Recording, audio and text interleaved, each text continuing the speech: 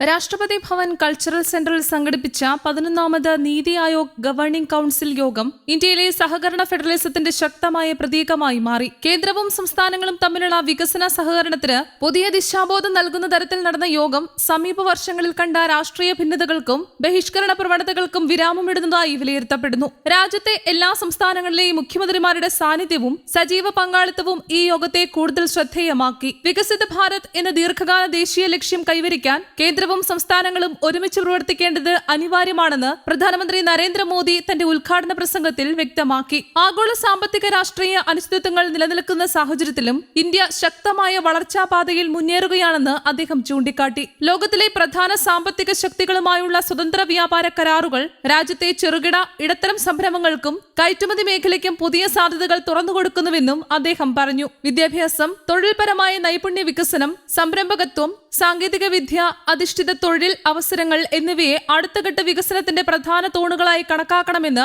പ്രധാനമന്ത്രി നിർദ്ദേശിച്ചു. യുവജനങ്ങൾക്ക് കൂടുതൽ അവസരങ്ങൾ സൃഷ്ടിക്കുന്നതിനൊപ്പം അവരുടെ കഴിവുകൾ ആഗോള നിലവാരത്തിലേക്ക് ഉയർത്താനുള്ള പദ്ധതികൾ സംസ്ഥാനങ്ങൾ രൂപീകരിക്കണമെന്നും അദ്ദേഹം ആവശ്യപ്പെട്ടു. കാർഷിക മേഖലയിലെ നവീകരണം, ഗ്രാമീണ സമ്പദ്വ്യവസ്ഥയുടെ ശക്തിപ്പെടുത്തൽ, സ്റ്റാർട്ടപ്പ് സംരംഭങ്ങളുടെ പ്രോത്സാഹനം, ശാസ്ത്ര സാങ്കേതിക രംഗത്തെ ഗവേഷണ വികസനം എന്നിവയും യോഗത്തിലെ പ്രധാന ചർച്ചാ വിഷയങ്ങളായിരുന്നു. രാജ്യത്തിന്റെ സാമ്പത്തിക വളർച്ചയിൽ സ്ത്രീകളുടെ പങ്ക് നിർണായകമാണെന്ന് ചൂണ്ടിക്കാട്ടിയ പ്രധാനമന്ത്രി സ്ത്രീകളുടെ സുരക്ഷ, വിദ്യാഭ്യാസം, തൊഴിൽ പങ്കാളിത്തം, സാമ്പത്തിക സ്വയം പര്യാപ്തത എന്നിവയ്ക്ക് സംസ്ഥാനങ്ങൾ കൂടുതൽ പ്രാധാന്യം നൽകണമെന്ന് ആവശ്യപ്പെട്ടു. സ്ത്രീ ശാക്തീകരണം സാമൂഹിക പുരോഗതിയുടെ മാത്രമല്ല സാമ്പത്തിക വളർച്ചയുടെ അടിത്തറ കൂടിയാണെന്നും അദ്ദേഹം അഭിപ്രായപ്പെട്ടു. യോഗത്തിന് ശേഷം വിവിധ സംസ്ഥാനങ്ങളിലെ മുഖ്യമന്ത്രിമാർ പ്രധാനമന്ത്രിയുമായി പ്രത്യേകം കൂടിക്കാഴ്ച നടത്തി. ഉത്തർപ്രദേശ്, തമിഴ്നാട്, തെലങ്കാന, കർണാടക, ജമ്മു കശ്മീർ എന്നിവിടങ്ങളിലെ മുഖ്യമന്ത്രിമാർ സംസ്ഥാനങ്ങളുടെ വികസന ആവശ്യങ്ങൾ, അടിസ്ഥാന സൗകര്യ പദ്ധതികൾ, നിക്ഷേപ സാധ്യതകൾ, കേന്ദ്ര സഹായം ആവശ്യമായ വിഷയങ്ങൾ തുടങ്ങിയവ വിശദമായി അവതരിപ്പിച്ചു.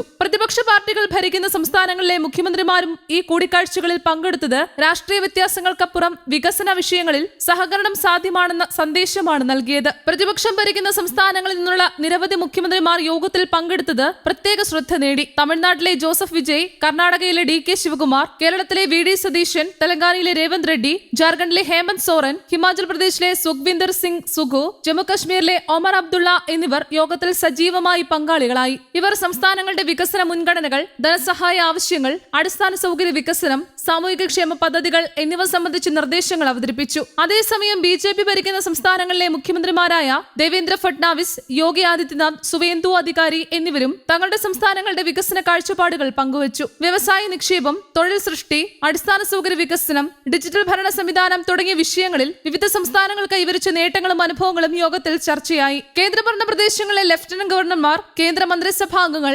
നയരൂപീകരണ രംഗത്തെ ഉന്നത ഉദ്യോഗസ്ഥർ എന്നിവരും യോഗത്തിൽ പങ്കെടുത്തു. ദേശീയ വികസന ലക്ഷ്യങ്ങൾ സംസ്ഥാന തലത്തിൽ ഫലപ്രദമായി നടപ്പാക്കുന്നതിനുള്ള മാർഗരേഖകൾ രൂപപ്പെടുത്തുന്നതിനും കേന്ദ്ര സംസ്ഥാന ഏകോപനം ശക്തിപ്പെടുത്തുന്നതിനുമാണ് യോഗം പ്രധാനമായും ലക്ഷ്യമിട്ടത്. സമീപ വർഷങ്ങളിൽ രാഷ്ട്രീയ കാരണങ്ങളാൽ ചില സംസ്ഥാനങ്ങൾ ഇത്തരം വേദികളിൽ നിന്ന് വിട്ടുനിന്ന സാഹചര്യവുമായി താരതമ്യം ചെയ്യുമ്പോൾ ഇത്തവണത്തെ പൂർണ്ണ പങ്കാളിത്തം രാജ്യത്തിന്റെ ഫെഡറൽ ഘടനയ്ക്ക് പുതിയ ഊർജ്ജം പകരുന്നതായി രാഷ്ട്രീയ നിരീക്ഷകർ വിലയിരുത്തുന്നു. വികസന വിഷയങ്ങളിൽ രാഷ്ട്രീയ ഭിന്നതകൾ മാറ്റിവെച്ച് എല്ലാവരും ഒരുമിച്ച് ചർച്ചയിൽ പങ്കെടുത്തത് സഹകരണ ഫെഡറലിസത്തിന്റെ ആത്മാവിനെ കൂടുതൽ ശക്തിപ്പെടുത്തുന്നതാണെന്നും അവർ ചൂണ്ടിക്കാട്ടുന്നു. രാജ്യത്തിന്റെ ദീർഘകാല വികസന കാഴ്ചപ്പാടിനും സംസ്ഥാനങ്ങളുടെ ആവശ്യങ്ങൾ ദേശീയ നയരൂപീകരണത്തിൽ പ്രതിഫലിപ്പിക്കുന്നതിനും നീതി ആയോഗ് ഗവേണിംഗ് കൌൺസിൽ യോഗം നിർണായക വേദിയായി മാറിയിരിക്കുകയാണ്. കേന്ദ്രവും സംസ്ഥാനങ്ങളും തമ്മിലുള്ള വിശ്വാസവും സഹകരണവും വർദ്ധിപ്പിക്കുന്ന ഈ കൂട്ടായ്മ വികസിത് ഭാരത് എന്ന ലക്ഷ്യത്തിലേക്കുള്ള ഇന്ത്യയുടെ യാത്രയ്ക്ക് കൂടുതൽ കരുത്തേകുമെന്ന പ്രതീക്ഷയാണ് ഉയരുന്നത്.